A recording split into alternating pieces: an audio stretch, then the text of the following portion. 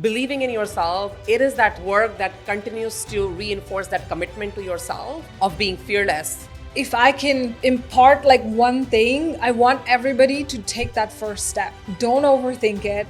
Nobody has all the answers. If you are a product owner, business owner, and you're running ads, day one is going to be bad, right? You learn. Hopefully you're not putting yourself in like financial risk, but take that risk, take small steps, put little out there, get feedback, and keep going. Like that small iteration is how you're going to learn. You're listening to Fearless Career Moves. I'm your host, Richa Bansal, founder of Pink Careers, award-winning executive career coach, and former Amazon leader, here to help ambitious women ditch imposter syndrome, lead boldly, make more money, and build careers they love on their own terms. Women can have it all, and I'm here to show you how. Let's get into it. All right, Rathi, how are you? I am so excited to record this episode with you. Same here. Super excited to be with you today. And I think I'm double excited that we are recording this in person. Yes. Yeah, absolutely. Well, so let me introduce Rathi a little bit. Rathi is my dear friend and also one of my past clients in the Fearless Hire program. And she is a technical professional. She is a startup operator. And also she's an entrepreneur. We're going to go into all of that because I truly, truly think, Rathi, you really embody what I like to call the fearless person, the fearless you. And I think you were such a good embodiment of that. So I'm super excited to get into today's episode with you. Sounds good. Thank you. Awesome. So why don't we start with that? What do you think fearless means to you?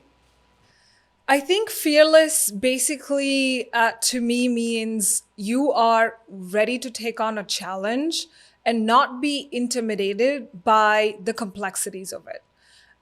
Every job is hard. Every role is hard, but just do it and see what it does to you in terms of, what challenges it brings for you and how you level up to that challenge.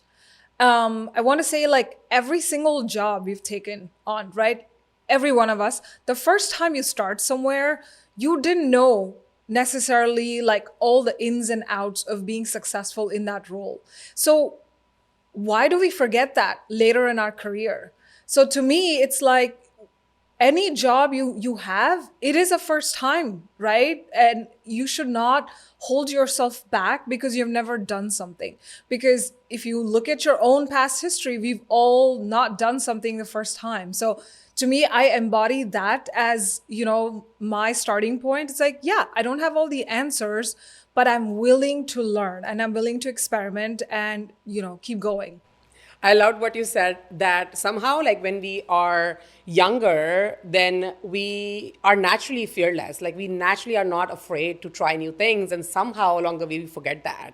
And it's so interesting that we do. I think we start to pile on all of these pressures, and some of these pressures are real, of course, but then some of these pressures are, I feel just some things that we make up in our head too and exaggerate that as well. So I would love for you to share with everybody a little bit about your journey and kind of what has your journey been. I know the first time I met you was almost 2.5, 3 years ago now, where you had more recently moved from Canada to Houston, US. But I would love for you to share a bit about what your journey has been. Take us 5, 10, 15 years ago and kind of what that reinvention has been for you throughout your journey. I'll try to do a quick summary. I think the reinventing myself started even earlier. We made our first move as a family in, I want to say 2010, when we moved from India to Bahrain. And I want to say that move was probably the biggest in terms of culture shock, in terms of, being put in an environment that was so unfamiliar, and you had to kind of figure your self out and in how you're going to survive. It was high school in Bahrain. Most people in Bahrain and families have always been there. They've always grown up with people since kindergarten. It's a very small community. And so I was an outsider. I didn't even realize that you were in Bahrain growing up. I thought you were always in Montreal. India and Montreal. Right. So I had a little bit of a stopover in Bahrain for a few years. And I want to say I was, at that time, majority of Indian families were sending their kids back to India for their high school 11th and 12th grade because they wanted them to get into Indian universities. And so I and my family was the first people to do the other move, where I'd gone from India to Bahrain and everybody questioned my parents, even like, why did you bring her here? You know, why not leave her back in India to finish her last 2 years of high school and then go into university? And my parents were very clear. They were like, no, you're going wherever we are going. And wherever this takes you is what it's going to be. And they didn't have all the answers either. Were they terrified? Yes, they almost felt like they made a mistake by bringing me to Bahrain. And I had to, it was an alien environment to a large extent. And I had to fit in, and I did, you know, fight my way through and made friends, made lifelong friends.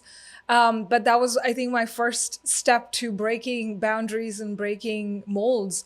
From there, I moved to Canada as a 17-year-old for my undergrad, which was also, you know, kind of unthinkable for a middle-class Indian family to send their first daughter away for university to Canada, where we had no one. We didn't have friends, we didn't have family, so I was by myself. And at that time, you know, it was, my parents couldn't afford for me to not make it, right? Like, they had put their life savings and they had set me, set me to Canada with the belief that I will somehow figure it out. And so I had to be tough, because going back was not an option. And your parents were still in Bahrain at the time? They were still in Bahrain at that time. And I got to see them only at the end of the year, because I couldn't go back middle of the year for Christmas break. And so, you know, I was all by myself in Christmas time in Canada as an international student. And so for the first couple of years, there was a lot of just assimilating yourself, being by yourself in a new country. And I think that's where the fearless, I guess, energy comes from, because every few years I've been thrown into a new environment and I had to figure it out. I think as immigrants, and as you were kind of like sharing your journey, I was thinking about my own as well, right? And as an immigrant, we have to almost like figure it out on our own, and we have to kind of figure out how to really make the best of this unknown situation that you have been put into, either by choice or by not, right? But very similar to, I think, when you were sharing about like how you moved to Bahrain and you kind of had to really figure out things on your own. And then for you, I feel like you were given this opportunity because your parents moved to Bahrain, and I think that is such a privilege for somebody, like when their parents are mobile and they get these opportunities to make the best out of it. I also think about, like, I feel like what I have become as a leader, as a person, my personality grew because when I was also around 18, 19 years old, I got an opportunity to do a study abroad in France. And it was very, very hard for my parents to think about sending their girl away, like the 18, 19-year-old, to France for 6 months with a group of just like other students. And it was really hard, and they still make that tough decision, right? And it's kind of like, our parents shape. As parents, you have such a big influence on shaping the personality of your kids. And I think that's so understated, the way parents can give us opportunities, the way we as parents now, I work with so many moms, you are a mom, I work with so many moms and parents where I do think the way we give ourselves opportunities and the way we give our kids opportunities really shape their personality overall. 100%, 100%.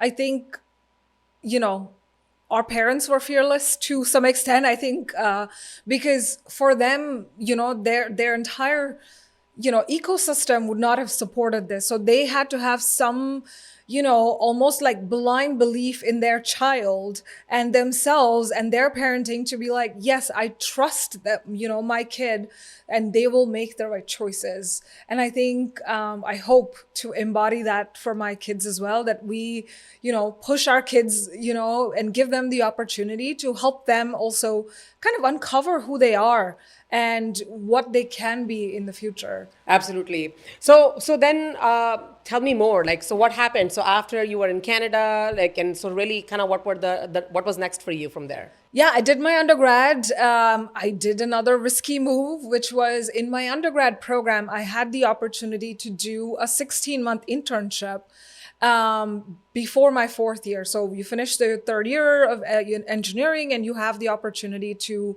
do an internship. And again, it was one of those decisions that I want to say was not very popular with my family, because they're like, why would you take a year off? You're doing so well in university, just graduate. You're going to be working anyways next year. Like, why take that 16 months and do it? And again, I don't know where that, I don't know, that decision making came from, but I was almost adamant and determined that I want to do this. And I landed an internship at AMD. They had a big unit in Toronto at that time. And I was, one of the few interns there, part of the driver's team. Again, didn't know what really an internship meant and what I needed to do. But I learned on the job. And it was one of those, I want to say, wild decisions, because I did my internship in the year 2008, 2009. And that's when the whole financial crash had happened. And of course, when I made that decision, I had no way of predicting that that's how things would play out. But I was privileged because I was an intern and the government of Canada was paying my salary. So like the financial implications didn't affect me at all. And then I went back, after my internship. So I had that year to, finish my studies. And by the time the market had recovered, and I landed a job, full-time role immediately after I graduated, which I think was very, very hard for people in that year. Like I know a lot of my friends who did not do the internship had to do a master's program because there were no jobs in Canada at that time. So again, one of those, I think, crazy decisions, unpopular at that time. Again, I didn't have the data or anything, but it was just that belief that I needed the work experience and I wanted to do it. And it saved me in that sense. I think that some of the power, as you kind of like talking through it, some of the power kind of comes from, again, like back to our parents and the folks that we trust around us, like give us that power and that confidence and that comfort that we can indeed take the step without like sort of the sky falling through. And I think like as a listener, I'm curious, if you did not have, let's say, that support system around you, like you did not have that family to back you up, what would your thoughts on how can somebody still find that courage to become fearless in their decision making as they are kind of working through their life, their career? Yeah, I think, if I didn't have the family support or people who don't have that, right? I think you have to believe that things will work out. And if you see documentaries of people who have been successful, who've been in different roles, whose lives documentaries are made on, if you see, none of their lives are linear or a straightforward path. And people have taken risks, taken opportunities without really fully knowing what the future holds. And I think that's true for us, all of us, right? We don't know what the future holds, but you have to have that almost unshakable belief that it will work out overall. And also working out looks different for different people. So I don't think you should measure yourself on like a salary range or a bank statement or a status, right? Like you want to push yourself for you, right? What is it that you want to go after and chase? Is it, mental peace? Is it family stability? Is it financial stability? And I think each one is different. And so you have to, one, know what is it that you want in your life and just go after it. Don't worry about the future or the past. You just believe that it will work out for you. I also think, as I was listening to your story, I also think that it is a bit of these like micro decisions that you have to make to continuously build that belief, right? I mean, I think it is very hard to kind of imagine as a 17, 18-year-old that you would automatically know like what you want in your career. But like to your point, like when you give yourself all these opportunities to experiment and all these opportunities to kind of see new things and kind of put yourself in rooms where there are new experiences, and some experiences will pan out while some will not, but only by like putting yourself in the opportunity to either succeed or fail can you actually build that belief that in the long run things will actually work out, right? So it's like these micro decisions to continue to believe in yourself, to continue to put yourself in opportunities, so that you can see what's working and what's not working. Yeah. And I think like I want to take that segue and kind of also share with the listeners that not only did you continue to grow in your career with putting yourself in these opportunities, but you've also kind of taken these unconventional paths. Like, it is like so fascinating that not only you are such a successful corporate leader, but you were also started to grow your seasoning brand, Lentl. And you're also, you reached out and said, hey, like, I love the mission of Pink Career so much that I want to be like supporting sales for the company. And it's so fascinating, like, because it allows you to bring that different personality of of yourself and just really like be fearless in different aspects. And like, again, like this is all part of experimentation. It's all part of figuring out what you like and what you don't like. And I think as we grow, right, like you start to become really good in one aspect. And if we are complacent, be like, this is what I like to do, this is what I'm really good at, and I'm going to stick in this lane, it works out for a lot of people. Of course, if you are a brain surgeon, right, that is something that you want to stick with, right? It's not really a transferable skill. But for us in the tech world, where a lot of our skill set is transferable, it is about seeing the opportunity. It is about growing. So why not challenge yourself? Like, if, again, corporate America gives you a lot of opportunities. And so you either take it or you stagnate, right? And people who know, I think all of us know when we are not giving it our best, right? We know we're like kind of just doing a 9-to-5 job or even less and getting away with it. And that doesn't sustain for a long time. And so I think what is happening today is like people who have stayed and try to play safe are finding themselves, with a sudden like, hey, time for you to leave. And now they're asking themselves like, I could have done so much more, right? And so at the end of the day, time is money. So like, let's use our time wisely in preparing yourself for a future career opportunity that you may not see now or what it is, but like if you can build the skill set and build the experience towards it, then why not? I think the sales experience was one of those things when I was thinking about, I know how to do operations, I know how to run programs, I know how to build a go-to-market strategy, but I've never done sales. And so it was like, okay, what would it take for me to do the sales job? But also, like, I know that I don't have that skill set and I'm willing to start at the bottom because I don't have that skill set. Just because I have 15 years of work experience, I can't expect to be a head of sales because I don't have that skill set. Or what does it mean to be head of sales? So I think I have to give myself the opportunity to learn it, figure out if I'm good at it, how I'm good at it, and find my own sort of like flavor to it. And then if 5 years down the line, I become head of sales, then I've sowed the path towards it. And so that's how I see it, as like, it is a step back, a step down, but it is something that I want to build towards. And sales is very much needed if you are an entrepreneur, solopreneur. You can, develop a product all you want, but if you don't know how to sell it, it goes nowhere. So I think more than anything, I realized the ability to sell is very important, even if you're not in sales, right? Like if you are in a leadership role, right? At some point you are selling to the team. You are selling your ideas, you're selling your vision, you are building something together. So it is very important to understand how you connect with people in a way that resonates with them and helps you achieve your vision, because you have to bring people along as a leader. So I think, ultimately sales is very important. And, Yeah, so I definitely think like what you're saying about sales is like so true.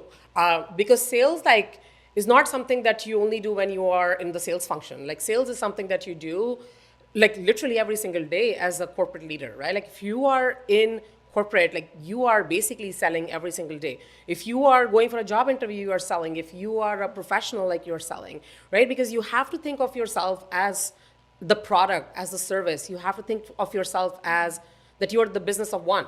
And so you are the product, you are the service, your resume, your LinkedIn, your personal brand, the way you have conversations with others is all a way for you to market yourself, for others to know what you are capable of. And any interview that you go to, or when you're having the promotion conversation with your manager, or you're presenting to leadership to get that investment, to get that budget, to get those resources, to get those people, it's all sales conversation. So it is such an important skill to add to your toolkit. Like it is so, so important. Rathi, I am curious to hear from you though. Has there been a moment, or has there been times in your career or in your life where you felt that unshakable confidence was not there? Like you felt that, I don't know what I need to do next. I don't feel that Rathi that, I have known for, and that unshakable confidence is not there. So I'm curious to hear if that has happened for you. Yeah, I think it happened pretty much like in the middle of 2024 when we had just recently moved from New York to Houston. I had just had a baby, my second one. And suddenly, like this company that I was a pivotal part of, taking it from like a startup to $100 million ARR in revenue organization suddenly had a change in leadership and my role was eliminated. And suddenly I felt myself like, oh, okay, what's next? And it was also like I had not taken a moment to think about what was next. You just kept going and you were busy, had 2 kids. And I thought, I had great experience, that I would get snatched out of the market like no day, no tomorrow, right? And that didn't happen. And I think that was the time when the market was shifting in terms of how hiring was happening.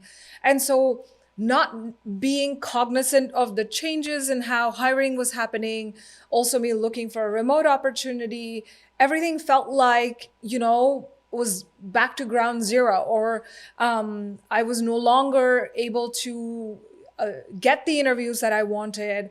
Remote roles were drying up. And suddenly I felt like, oh, did I make a bad decision? Is this the end? Like, will I never get hired? It was all of those like really like our negative brain thoughts. just wants to go to like extremes, right? Yeah. It's like that negative spiraling thought. And every day, day in and day out, when you don't have like positive reinforcement, I also feel like working in America trains you a certain way, right? Like your day is you're programmed in a certain way. Like from Monday to Friday, you have deadlines and you're chasing programs and you're chasing like n number of things on a day-to-day basis. You're juggling so much. And suddenly when all of that is taken out, you really have way too much time on your hand and your thoughts are going haywire. And I was really struggling mentally at that point to find my footing. How would I it almost felt like a critical moment, like you were in that fork and you had to figure out where you wanted to go next, how you wanted to invest your time and, really rebuild the confidence. And I think that's when, I was connected to you and I came onto the program. And I think that is what I needed at that time, to just hear some tough love from you and be like, you're good, you're fine, just keep going. I think that's probably like the only coaching I gave you. Yes, like we worked on the resume and LinkedIn a little bit, but I am quite sure the coaching that I gave you most was, hey, you're awesome. You gotta just like keep going. But I do think it's so humbling. It can be so humbling. The market has a way of kind of really like humble us sometimes. And I also think like, that period that started back in 2024 has continued for so many of the clients that we have in the program. And so many women like take it so much harder on themselves than sometimes even our partners and spouses and our male colleagues, where we let these negative thoughts really, really spiral us down. And then we start to kind of look at collecting evidence of why it will not work or why it is not working, as opposed to looking at evidence of why it will work, like how it has worked in the past, how like things that I've done have worked in the past, how I have figured it out in the past. Yeah. Right. Yeah. And like we kind of like forget that, Forget and we that, get yeah. sucked into, oh, this rejection and that rejection and this ghosting and this hasn't worked, and so it's never going to work, and I'm never going to get a job, and I will be unemployed for life, and that like just cycle can really down spiral very quickly Yeah. for us. I think we, as women, I think we introspect a lot. We think about things a lot, which is a good thing, right? Like we are more empathetic, sympathetic, but it also works negatively to our own detriment sometimes. And I think knowing that is important. Knowing that we are overly critical on ourselves, it's not as bad as it is, it can change, is something that we need to keep telling ourselves. And I 100% think, like, at least maybe it was easy for a lot of people to get their first job, but even though like I had the internship background, getting that internship, as a 20-year-old was hard. It wasn't easy. And I tell myself that wasn't easy, but I was persistent and I survived. I made it through. Like, I had a number of rejections, but I didn't give up. And somehow when you have been successful in like the last 5-10 years, right, in your role, you've gotten promotions, you've gotten jobs very easily. When you suddenly have to fight for that job again, either as promotions or even a new job, we forget how hard it was even to start with, right? And so we just have to remind ourselves, right? Like nothing came easy.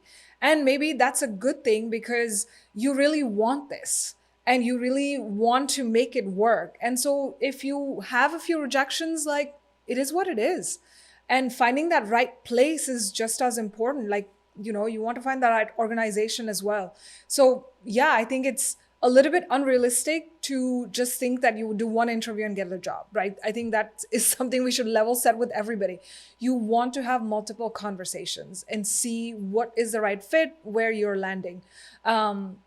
And I think that's the mindset that I had forgotten, which with the program, you realize one, everybody that comes in who's looking for a job is in the same boat, right? Mm-hmm. Like you're not experiencing the market. You're not a special person to start with. Like not all the bad stuff is happening to you because, the universe is out to get you. Everybody is experiencing a tough market. And the only people that are landing jobs are the people who are persistent. Yeah. So if you give up or you're like, this is too hard, I'm getting rejections, then you are the one losing. Somebody is still getting a job. Somebody is still, putting themselves out there. So just keep at it. I do think like the community that you put yourself in, or the people that you surround yourself with, have a huge impact on whether you will be successful or not. They will have a huge impact on how you think about yourself. They will have a huge impact on the actions that you take, and then again, ultimately, whether you'll be successful or not. And with the internet now, you are not only the average of 5 people that you surround yourself with, you're really the average of quite literally like thousands of people that you surround yourself with. And I often find that, especially like for a professional who might be like struggling to find their next opportunity in the market, or maybe who is stuck in this cycle of being told that you're not ready yet for that promotion and whatnot, and the first natural place that you want to go to is LinkedIn, right? Like, or you may go to like Instagram, but like often LinkedIn, and where you only see doom and gloom.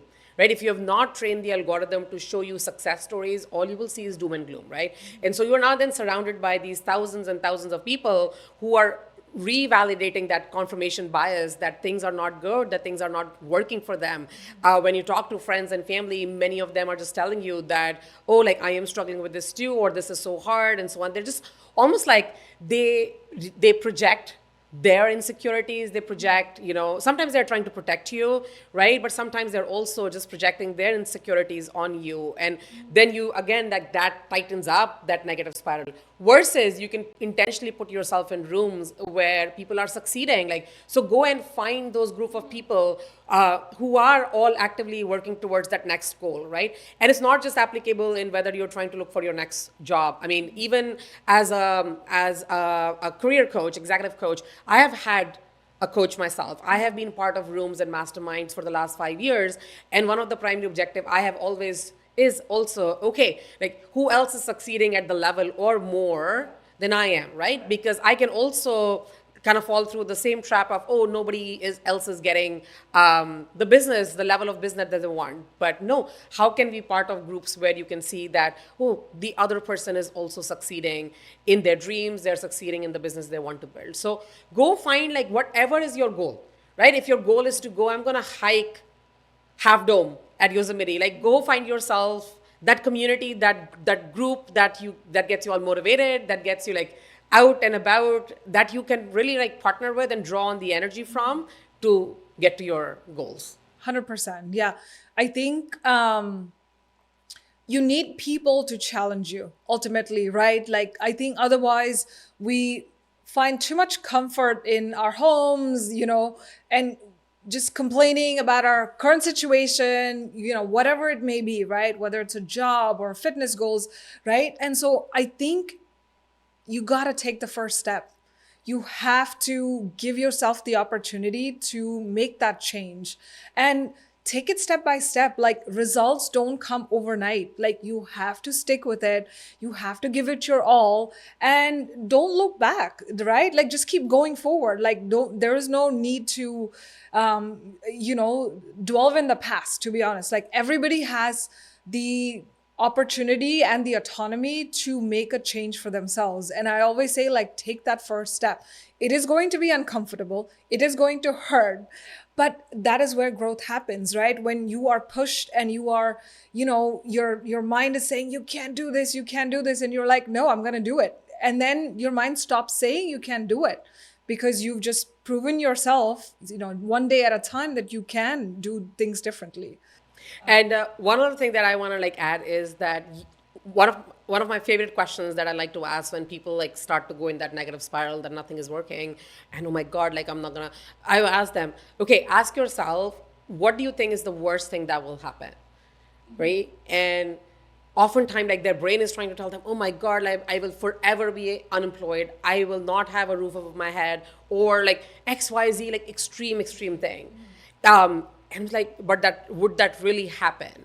And then they're able to check themselves and say, no, like, I actually do have savings. I just never consider my savings as a savings. I always just like park it and forget it, which a lot of like Indian and Asian families do. Like, I just like, but then they're reminded, oh, I actually am not in that bad of a situation that my brain wants me to believe. And what that does is allows you to kind of really come back to center and say, okay, I actually am safe. Right? Because our brain like always wants to be, our primal brain wants to be in this fight or flight mode. But coming back to center and saying, okay, no, I actually am safe. I do have the runway. And this is another like XYZ things I can do to stretch that runway in whatever way possible. And then just like really calms down your nervous system. And then you're able to take the steps and you're able to really figure out, how do I get help, or how do I get the support that I need to succeed in my goals? Yeah, 100%. I think if you're constantly operating under fear, no matter what you're trying to do, somehow never works out. Because when you're coming from a place of fear, you don't give it your all, right? Half of your body and brain is trying to calm things down or deal with the nervousness and fear. And so you're not giving it your best shot. And so for everybody, we should figure out how to calm our own selves, right?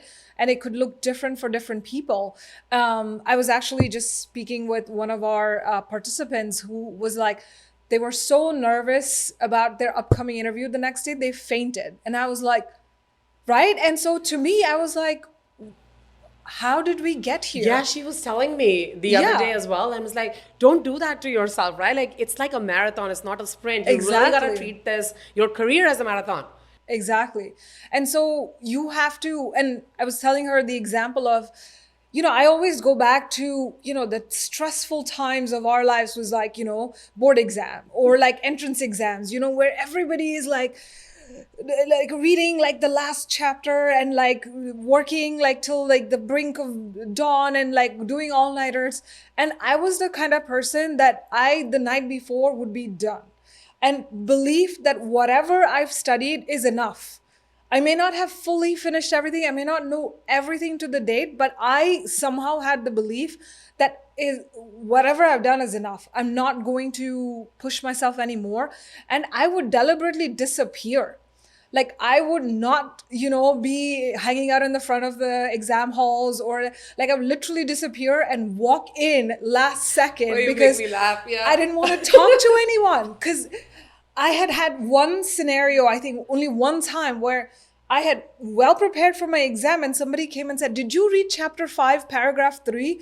And I panicked. And I think I did worse in that exam because I panicked over something that was not even going to be questioned.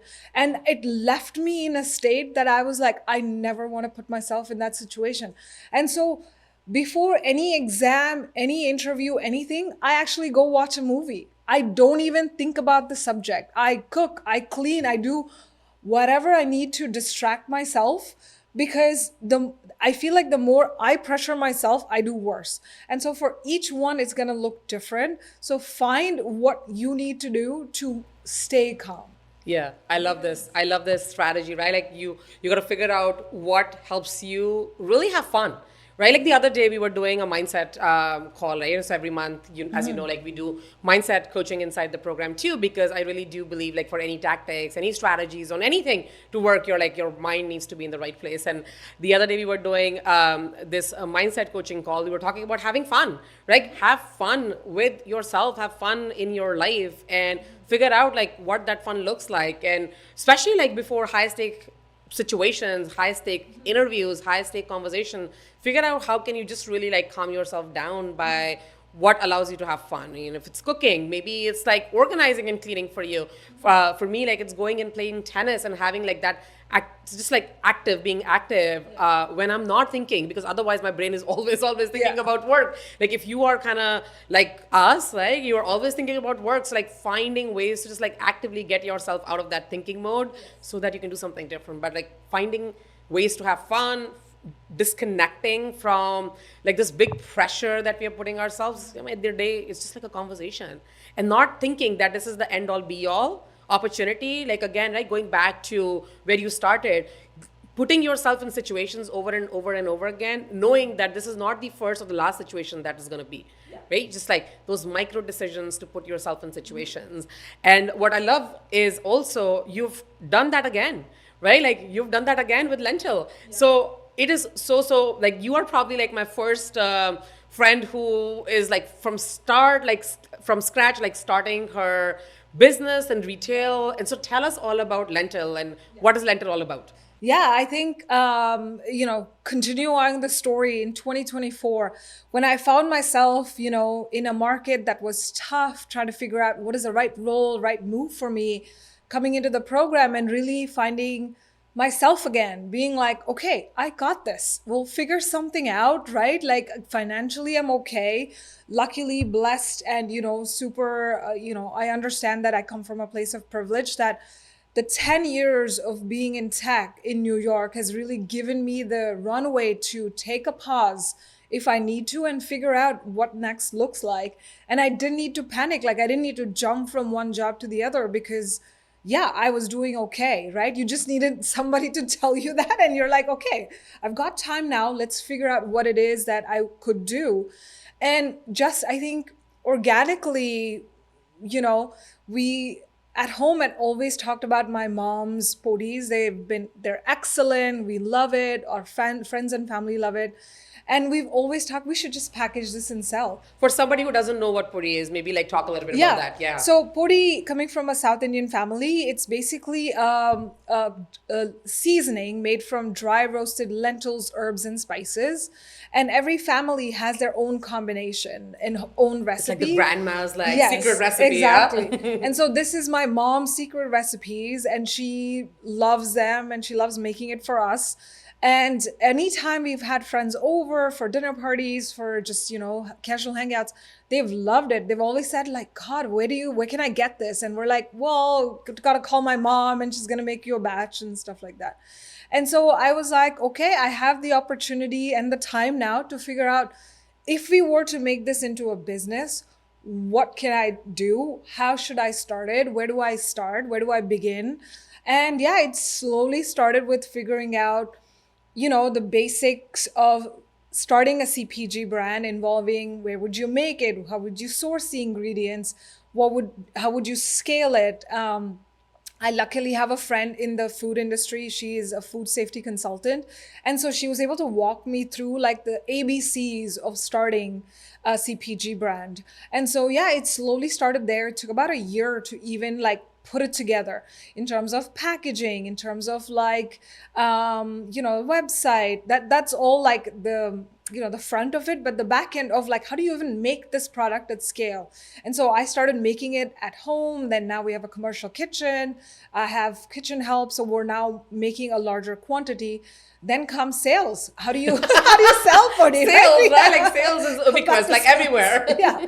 And so again, it started off with like, your usual building something in your garage or your kitchen. You start with friends and family. And so, luckily in Siena where I live, we have a lot of families that needed this product. And so it literally started off with me making puri, putting it in Ziploc bags and giving it to them, literally like, straight up Ziploc. And the feedback was awesome. And so we expanded that idea and also started to challenge the idea, well, why does podi need to be only for South Indian foods, right? Like it is a versatile seasoning and it can go on anything and everything. And so then the packaging and the thought process around positioning this as a seasoning that's made from lentils and marketing it to the wider American audience. I do Already pop-ups. like visualize you on Shark Tank, yeah? Rathi, you gotta like to explore that avenue as well. Yeah, slowly we'll get there probably. And so it's just one step at a time. Again, the crazy belief that I will figure it out. Yeah. I don't have all the answers. And I think a little bit of training, working in tech companies, you're building an MVP, minimum viable product, get it out to the market, test it, get feedback, and do your next iteration. So it's very much has been, small iterations, getting feedback, talking to customers, and getting to the next level. It's like also just like getting excited about the possibility, right? Like just like get excited about the possibility. And again, we fully recognize, both of us, that, when that we may be in like a place of privilege to be able to kind of do that, but it's so often like we just again get stuck in our head thinking that, oh, what, like all of the things that we need to do, and yes, maybe someday we will do it when I feel like safer, when I feel like more equipped. But here, like really what I want to take what I want listeners to take away from this conversation is that you just like think of an idea and you can just like go with small baby steps, and you just kind of stay in the possibility and the excitement of trying something new. And sometimes it will work out and sometimes it will not, but just like the figuring it out, believing in yourself, it is that work that continues to reinforce that commitment to yourself of being fearless and really like excited for your life and what you're creating. 100%. Yeah, if I can impart like one thing, I want everybody to take that first step, right? Don't overthink it. Nobody has all the answers, right? Like as a business owner and even working in tech companies, right? You take chance, right? Like you create a plan, you create, contingencies, but you execute a plan, learn from it, and figure out what you can do better, what you can do more. And every tech company, every fast growing product out there is like that. Advertising works like that, right? Like if you are a product owner, business owner, and you're running ads, day one is going to be bad, right? You learn. It's, yes, there, hopefully you're not putting yourself in like financial risk, but take that risk, take small steps, put little out there, get feedback, and keep going. Like that small iteration is how you're going to learn. Did I know day one how I can get it on the shelf at any retailer? No. But do I have a better idea today? Yes. And is that a possibility tomorrow? Yes. But day one when I started, I had no idea other than I want to try this, give it a try, give it my all, and see where it goes. You gotta fly the broken plane. Huh? You gotta fly the broken plane. Yes. Or you build a plane while you're flying. Or while you build a plane, you're flying. I think that's a better way of putting it. So Rathi, where can people kind of get a taste of Lentl? Where can they go? Yeah, so we have a Shopify website. So go to Lentl, www.lentl.co. and you can order it online, and we ship wide, countrywide in the US right now. And yeah, we're working on future retail opportunities, and we'll see where it takes us. Amazing. We're gonna put that in the show notes. And as you guys like listen through the episode, Rathi is also like our wonderful colleague inside Pink Careers as well. She helps people. She coaches people through the program. She helps them decide whether this is the right kind of investment in their careers. Like, she has gone through the program, and she truly, I think, believes and embodies what we call the fearless you, right? So thank you so much, Rathi, for coming on our podcast, for having this conversation, and for honestly like recording our very first in-person conversation that I was so excited for, that I'm doing it with you here. Awesome. Thank you for this opportunity. Thank you. That's it for today's episode of Fearless Career Moves. If this resonated with you, be sure to leave us a review and subscribe so you never miss what's next, and share it with a woman who's ready to make her next fearless move. And if you are ready to take your career to the next level, make sure to check out The Fearless Hire, my signature career accelerator for ambitious women just like you. You can learn more at www.pinkcareers.com. Until next time, stay fearless.